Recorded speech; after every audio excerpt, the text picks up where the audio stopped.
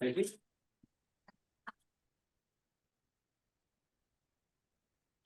Righto, Tszyu, obviously some massive news this week over in Las Vegas. I'm going to open the floor to, I might kick it off with Abraham Gonzalez. So Abraham, do you want to kick things off for us? Yeah, thank you. Good evening, everyone. How you doing, Tszyu? Good, thanks. All right, you look good. You look like you're in good spirits. Always. So I wanted to address a tweet that Turkey Alik has sent out in regarding. He said there's something unclear with the communications from his team, referring to your team, and his team. So I believe we'll reconsider his situation in regards to future fights. Do you know anything that he's talking about there, or can you clear that up from your end? From my end, I can't really comment. My team's in town this week, so hopefully, maybe there's been some miscommunication from both sides, but hopefully, they can sit down and discuss about what's to plan in the future. Okay, and then man, it's Charlo not wanting him to fight. It's Lubin not wanting to fight. Like, what's up with all these guys not wanting to fight you? I mean, it's getting a little bit ridiculous in the junior middleweight division. Well, what are your thoughts on all these pullouts? Yeah, I don't blame him actually. Nah, like, I don't know, man. Like, honestly, there's some sort of excuse. I hope Bakhram doesn't start making stuff up as well. You know, like I got some bad feeling that he's gonna come in with an injury warning as well. So it is what it is. I'm sort of used to it now. And if it's up to you, when would you like to get that fight done by, as far as in Australia and the event itself? When would you want to have it by? ASAP, man. The sooner the better, in all honesty. I still want to go back to back. So if I can get another 2 fights in this year, then we're on the right track to a good start to 25. All right, and then last one for me, is the Virgil Ortiz fight still something that you want in the immediate future, or will it be preferably the winner of Fundura and Spence if they indeed fight later on this year? Yeah, look, both fights are appetizing, you know. Like me and Virgil would be one hell of a cracking fight, but at the same time, an Errol Spence and a Fundora fight is very exciting as well. So I'm open to both. Happy for both. All right. Well, thank you, Tim. I wish you the best of luck, and hopefully things work out with this next fight. Appreciate it. Okay. Brandan Bradford. Hey Tim, how you going? Good, thanks. Good. Yeah, Bakhram, you say you hope he does step into the ropes, but what have you made of his career to date, the guys he's beat, and how do you feel you stack up to the guys he's fought so far? He's the IBF champ. You know, you can't disrespect the guy. He's a world champion for a reason. So, again, but I don't think he's ever fought anyone like Tszyu. So that's another story on itself. Have you fought anyone like him? With his style, maybe not. Probably not. No, he brings something different, I guess. You know. Do you see some similarities between you? Like, he's obviously very different. Old school Russians. Probably the same boxing school, you know. Yeah, similar sort of mentality. Yeah, for sure. What does it mean to you to become a two-time world champion, to win a belt back? I just want to be the shot caller. I want to dictate and roll the dice the way I want to roll the dice. So becoming a world champ, that's it. That's the only thing. That's what appetizes me. So if you win the belt and you can call some of the shots, like ideally, what's next after if you beat Bakhram? Just the top fights, man. I'm just here to make the top fights possible. Is that a rematch, a revenge mission against Fundora? Is that high on the list? That'd be in the cards as well, for sure. But yeah, just the biggest possible fights out there, you know. The Errol Spencers, the Terrence Crawfords, the Virgil Ortizes, the Charlos, even move up to 160, who knows? And obviously we don't have a location for the fight yet, but you know, you've made your Vegas debut. There was talk of, you know, an Australian homecoming in September. What would you rather? Where would you rather fight? Look, Australia's great. I love fighting in Australia. It sort of scares your opponents. They get rattled when they come over to Australia. So I guess I get that advantage here. But you know, I'm willing to fight anywhere. You know, I'm living my dream. And I'm enjoying it. So wherever the fight is, I'll be happy. Sorry, just finally, what you know, fighting in Vegas that first time, like were there any lessons or did you just feel at home on the big stage, you know, fighting at T-Mobile Arena? Lessons, you know, it's just looking back, just to be calm in situations where you're not supposed to be calm. That's the biggest lesson I learned, you know, is sometimes let my emotions and I let the fight slip away. You know, some situations aren't ideal, but you just got to be able to, you know, sometimes just learn how to take a deep breath and get back to the drawing board. Nice. Cheers, Tim.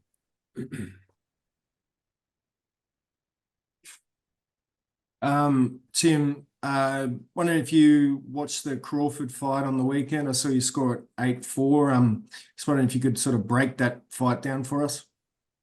Yeah, I thought both boys were very tentative. I think Crawford felt the difference between 154 and 147, so he wasn't risking it as much. But it was a game of chess, and it was quite, I'd say, entertaining as someone that understands boxing, because it was a game fought over inches. Do you sort of think that Crawford might have hesitations of going up further? I know he's talked about potential Canelo fight. What are your thoughts on that? Yeah, look, there are weight divisions for a reason, you know. Like, the more you go up, the harder they hit, the stronger they are. You know, there's a reason why gloves change from 8 ounce to 10 ounce, from 147 to 154, and then it goes onwards. All of that stuff plays a part, of course. Terrence is a very, very skillful fighter, but again, weight divisions matter. Obviously back sparring now. How's the cut holding up in training? Yeah, there's nothing, man. It's all good. It's all healed. And doing some training at the UFC as well. How's that going? Yeah, it's going good. Getting looked after there, and then it's a great facility, and again, seeing the results and what I'm not good at, and just working towards being the best version of myself. Looking back on your last fight, any changes you'll make for this fight? Changes in prep? Anything different? You know, boxing's quite I've always been I'd say old school in certain ways, and I'll still remain in that aspect, but I'll do things much smarter and be able to not red line all the time, and come into the fight ready to go and fresh. Cool. Thanks, bro. Jabin. Hey, g'day, Tim. We did see on Instagram not too long ago that your old mate Charlo is still flapping around after 2 years of hearing his name annoy us. Is he, do you think, ready to go straight into a belt? Do you think he deserves a belt shot straight away, or do you think he has to get himself back into the division first? No, he's a former undisputed world champion, you know, for sure. If he was to come back, for sure, I'd say he deserves a world title shot straight away. And would that be shall you beat Your next But opponent. I don't think he's coming back, man. I think it's a bluff. That's just my opinion. There might have been some smoke around Lubin and him, given the fact he didn't fight you and then tried to welcome him back to the division on Twitter. Do you see that as a potential one for him, maybe? Who? Lubin and Charlo. I don't know. But they're both the pullouts. And speaking of a couple of that aren't, and that are great fighters, Virgil and Boachuk coming up very, very soon. How do you see that one coming up? Are you excited to get your eyes on it? Yeah, it should be good. Should be good. I'm in Vegas, so it's on this weekend, so I might actually make my way down there. Who wins it? I haven't watched much of Bokhachuk, so can't really comment on it. Well, you're obviously supposed to be on that date as well, or very close to, with obviously Virgil. Is it obviously it's worked out probably for the better now. You're getting a crack at a belt, but he'd be someone that you'd love to circle back to at some time, no doubt. Yeah, for sure. You know, like we're both young, and there's plenty of time to get that fight later on down the track anyway. And with styles make fights, I'm assuming that is one hell of a fight. It's a cracker. That's a cracker. Thanks, Timmy. All the best, brother. Thanks, bro. Nick Walshaw. Hey, Tim, mate, can I just ask what your message to Erickson Lubin would be, given there's been this back and forth between you and him for some time, and his pulling out has obviously now set you up for a far bigger fight. You know, you've gone from, you asked him to have an eliminator, he said no, and you've got a world title fight instead. What would your message to Lubin be, mate? That is my message, that I'm getting the world title fight. I can become a 2-time champ, something that he hasn't done. Why do you think that he has continually now 2-3 times sort of been in talks and it's never happened? What do you think is happening on his end that fight, you know, has never happened? Honestly, man, if only I understood. I don't know, man. Every time there's something, this time what said something like that, he had a sore hand. It's hard, man. It's hard to make fights these days. Do you think then you'll be able to? I mean, you talk about wanting to fight again in December, but given how hard fights now are for you to put together, do you think that'll be possible, or do you think then once you have the belt again, things change? Again, that's what it is. When you get the belt, you're the shot caller, and instead of chasing, people come running to you. So that's the position I want to be at. How important, I guess, was that last fight for you, and how do you feel your stocks have remained, given that, you know, you're in that position where you have been granted a title fight coming off a loss, albeit with a you know, pretty big asterisk over it? Yeah, well, like, people aren't even talking about Fundora. That's the thing, you know, like, they're still talking about me in the division fighting the very best. And I think my style to the fight fans is appetizing. So people want to see some clashes with that type of style. Do you think the way you fought in that fight and everything that happened with the blood and that actually got you, you know, more respect, more fans, more attention than maybe a grinding win may have? Yeah, I'd say so. You know, to go through what I had to go through, the adversity, and to lose by on a split decision by 1 point. It's all right. If only it was a victory, man. That's what I'm spewing about. Do you change? Have you sort of flown in sparring partners once the announcement was made on who you're fighting for the world title, or have you already had people in? Like, how has that sort of played out since the announcement was made? No, yeah, we're still sparring Vegas locals here. Okay. And finally, mate, the other big question is Chef Omar back in training, mate? Is he any chance? I know he's been talking about a heavyweight fight. What chance are we of seeing Chef Omar before Christmas? At the moment, I'm on a busy schedule, man, so he doesn't have any time. That's a shame. Yeah, I Thanks, know. I was looking forward to it as well. Thanks, mate. Thanks.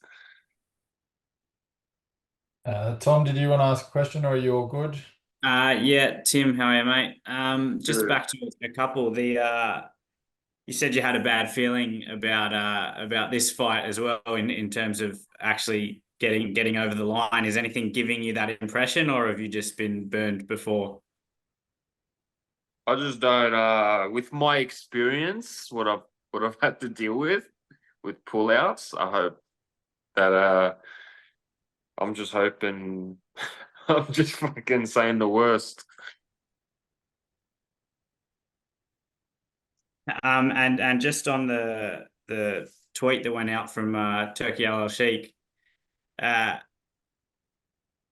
so in your mind, are you keen to work with him in the future? Or, like, would it be a disaster if that kind of door was closed in your mind? No, I'd love to work with him, because I like what he's about. He's all about making the big fights happen, and I'm all for that. But I've got a team, I've got a professional team with me, and everything is organized through that. All right, thanks, mate. I'll just throw it back to Brendan for another follow-up.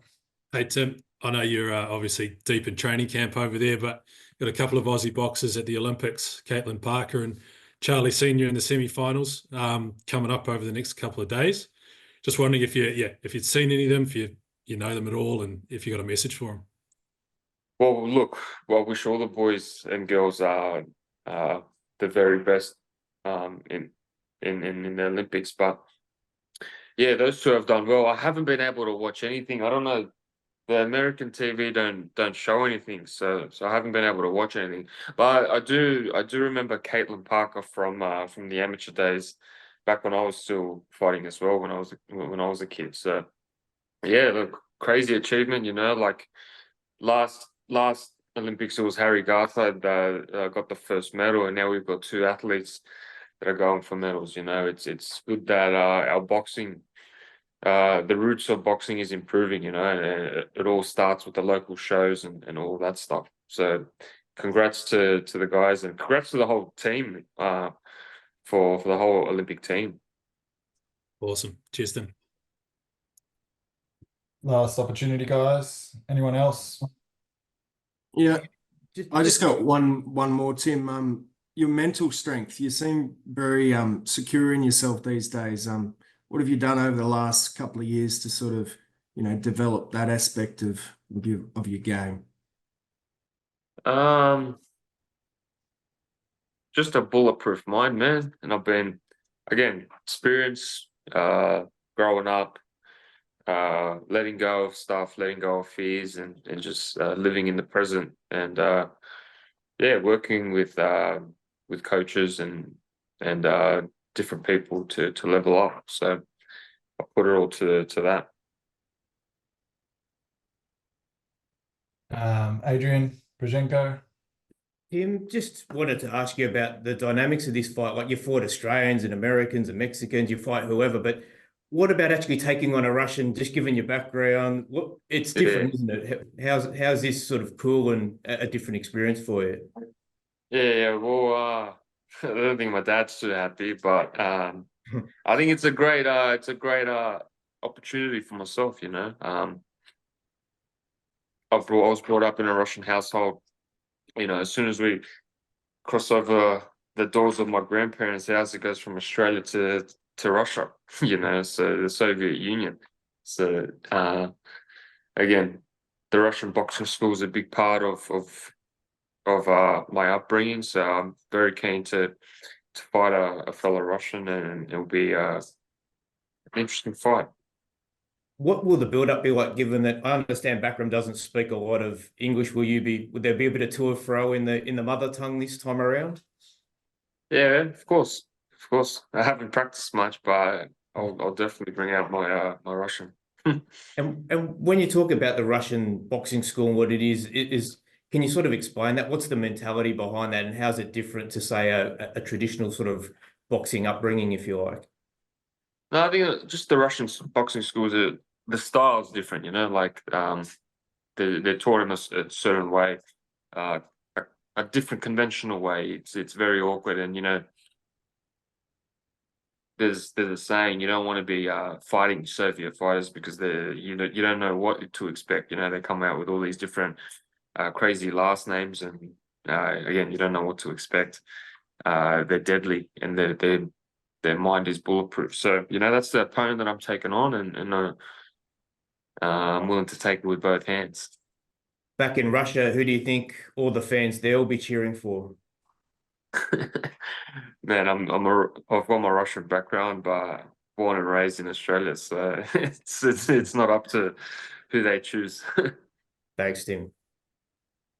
Jabin, you had a follow-up before we wrap up? Yeah, just a quick one. Just on that Bakhram fight, Tim, is a victory enough for you, or is that all you want, just that belt, or do you want to go out there and show why you're still the king at 154?